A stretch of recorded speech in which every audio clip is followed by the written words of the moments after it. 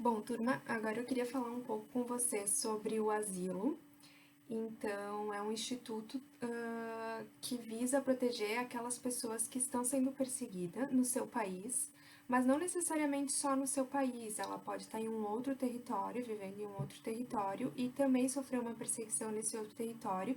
E no caso do asilo, essa perseguição ela é restrita a questões envolvendo opiniões políticas, posicionamento político. Então a gente fala que é uma perseguição de caráter político ou de opinião dentro do seu país. E essa pessoa, então, por sofrer essa perseguição, ela não consegue mais permanecer nesse território e precisa sair daquele país onde ela está sendo perseguida. Exemplos bem atuais que a gente tem é o caso, por exemplo, do Julian Assange, que é um dos fundadores do Wikileaks, que, enfim, tem esse site, criou esse site, e nesse site ele divulgou vários documentos do governo americano, e por isso o governo americano emitiu um mandado de prisão contra ele, e aí se defende então que, na verdade, se trata de uma perseguição por crime político, porque ele divulgou documentos de segurança do Estado. E aí é importante falar isso, essa perseguição ela tem que estar estritamente vinculada à questão da prática de ou um crime político ou manifestação de uma opinião, e não um crime comum. Se a pessoa cometeu qualquer outro crime previsto no Código Penal daquele país, ela não se enquadra na situação de asilo.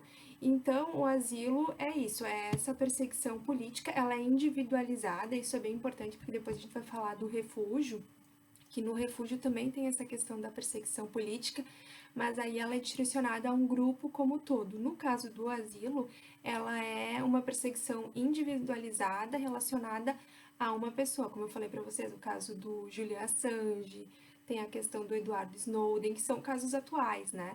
Mas é muito comum essa prática, por exemplo, em períodos em que os países passaram por ditaduras militares. Muitas vezes jornalistas são perseguidos por questões de manifestar a sua opinião, então se tratam dessas situações. Tá? Então, o direito, principalmente o direito internacional, ele visa proteger essas pessoas que estão sendo perseguidas por motivo de opinião política. E aí a gente vai ter alguns documentos internacionais que estão ali no slide 13, que vão regular esse tema, como a Convenção sobre Asilo Territorial, né, que eu coloquei para vocês, que é de 1954, e a nossa própria Constituição vai falar sobre a questão da concessão do asilo, porque na verdade, assim, a concessão, a possibilidade de concessão do asilo, ela é um direito do Estado e ele pode deferir ou não, acolher ou não essa pessoa que está sofrendo essa perseguição, tá? Então, no caso do Brasil, a gente traz na nossa própria Constituição, no artigo 4º, que a República Federativa do Brasil, ela vai se reger nas suas relações internacionais pelo princípio da concessão de asilo político. Então, o Brasil reconhece essa possibilidade, mas não necessariamente ele vai sempre deferir um pedido de asilo, tá? Então, isso é, na verdade, um direito do Estado de poder negar o asilo político a alguém, tá? Mas a ideia é que os estados se rejam por essa possibilidade de concessão de asilo político. E aí é importante, pessoal, fazer uma distinção, porque a gente tem o asilo de modo geral, né? E no caso da América Latina, a gente tem uma outra situação que é o asilo territorial, que vai se diferenciar do asilo diplomático, tá? Então, o asilo político seria essa possibilidade de acolhimento pelo Estado de um estrangeiro que está sendo perseguido por opiniões políticas no seu Estado, ou, como eu falei para vocês, pode ocorrer ele estar em um outro Estado e também ele tem o direito de ser protegido. E aí, o asilo político ele se distingue de duas formas. Primeiro, a gente tem o asilo territorial e tem também o asilo diplomático. O asilo territorial é aquele em que a pessoa que está sofrendo a perseguição, ela consegue sair do seu país, do seu território e adentrar no território de um outro país, por isso que ele é territorial. Então ela consegue cruzar a fronteira, entrar nesse outro território e, uma vez que está dentro desse território, conseguir solicitar o asilo político.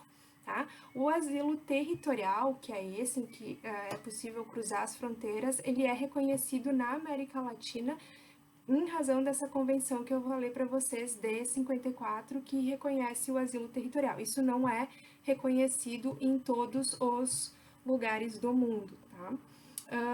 E a segunda possibilidade, que aí sim é bem comum e reconhecido na maioria dos países do mundo, que é o asilo diplomático, que é a situação em que a pessoa que está sendo perseguida, sofrendo perseguição política no seu país, ela não consegue sair do país, ela não consegue cruzar uma fronteira, mas ela consegue, por exemplo, ir numa embaixada de um outro país e fazer a solicitação do asilo, porque a embaixada é um local onde o país estrangeiro ele tem soberania e o país local não pode intervir. É como se aquela pessoa que está sendo perseguida, uma vez que ela ingressa na embaixada, ela está num outro território e ela vai sofrer a proteção, né, vai conseguir a proteção daquele país dentro da embaixada. Então ela fica ali e permanece na embaixada do país em que ela está solicitando o asilo. Tá? Então, esse seria o asilo diplomático. E claro, né, pessoal, vocês vão perguntar assim, mas ela tá dentro da embaixada, ela vai viver dentro da embaixada. Não, na verdade, o país de origem dela, né, o país onde está localizada a embaixada, ele é obrigado a liberar para que essa pessoa ela seja conduzida territorialmente ou por meio aéreo para o país, para o território daquele país em que ela solicitou asilo na embaixada, que é o que a gente chama no direito de salvo-conduto. Então, a embaixada solicita ao país de origem daquela pessoa, ao país que está perseguindo aquela pessoa, o salvo-conduto, que é a possibilidade, então, dessa pessoa se deslocar para, então, passar a residir, morar e viver no território do país em que ele teve o seu asilo reconhecido. Tá? Então, assim, claro, ele pode ficar na embaixada por um bom período de tempo, é o que a gente viu, por exemplo, no caso do Julian Assange em Londres, e tem outros exemplos também, certo? Então, a forma mais comum de acontecer é isso, né? A pessoa entrar na embaixada e solicitar o asilo para a embaixada. Ou no caso da América Latina também a gente tem esse reconhecimento do asilo territorial. Então, o que acontece? Uma pessoa que está sendo perseguida no seu país de origem e adentra o território brasileiro, num primeiro momento, a gente pode dizer que ela estaria legal, porque ela tem nacionalidade, ela estaria regular e etc. Então, ela poderia, inclusive, ser deportada.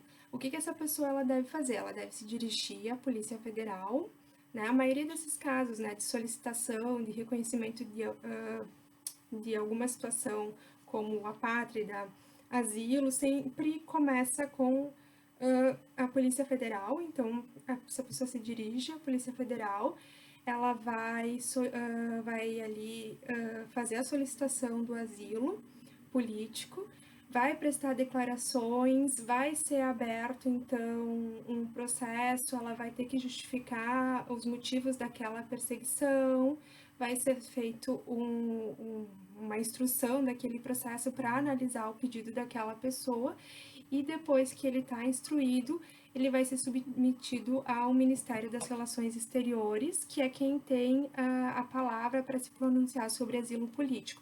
Então, na verdade, o asilo político é uma decisão dos órgãos superiores do nosso país, então o Ministério das Relações Exteriores, ele se pronuncia sobre o aceite ou não daquele pedido de asilo, e depois isso é encaminhado para o Ministério da Justiça, que vai ter a palavra final sobre a concessão ou não do asilo. Uma vez deferido pelo Ministério da Justiça, isso vai ser registrado na Polícia Federal, e aí essa pessoa vai prestar compromisso com as leis brasileiras e vai se submeter ao ordenamento jurídico brasileiro. certo? Então, esse é o procedimento básico para uma solicitação do asilo. Mas como eu falei para vocês, né, o asilo, a decisão do asilo, ele é um ato discricionário e muitas vezes ele é muito mais utilizado como uma troca entre países, ou ele pode ser utilizado para manter boas relações diplomáticas, né? E claro, a nossa lei de migrações também, ela restringe a possibilidade de concessão de asilo para aquelas pessoas que tenham cometido os crimes de genocídios, crimes contra a humanidade, enfim, né? Grandes ditadores, obviamente, não vão ter reconhecido, ou pelo menos não deveriam ter reconhecido, esse direito à concessão do asilo político, tá? Se ficar alguma dúvida, porque aqui são vídeos mais curtos, né? Vocês podem encaminhar perguntas e fazer os questionários, e surgindo dúvida a partir dos questionários, vocês podem ir encaminhando também.